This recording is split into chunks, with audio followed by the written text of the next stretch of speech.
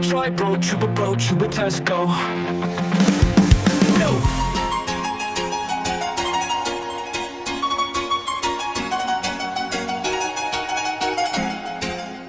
Okey, Assalamualaikum warahmatullahi taala wabarakatuh. Masya Allah, tabarakallah. Okey, baik. Hari ni kita nak bawa ke satu resort yang tidak diketahui ramai yang berada di Naratiwat. Resort ni kebanyakan yang datang adalah orang lokal dan juga orang yang biasa travel kerek lah ke sini.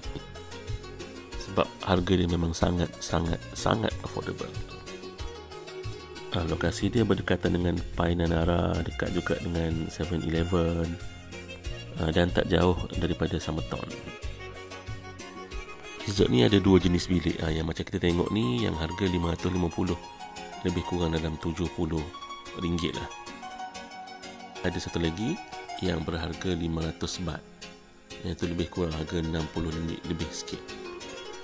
Suasana ataupun melihat kat sini memang cantik lah, sebab dia macam ada macam pokok-pokok banyak, macam landscape dia pun motor nature, macam kita duduk dalam hutan tau. Memang cantik sangat-sangat.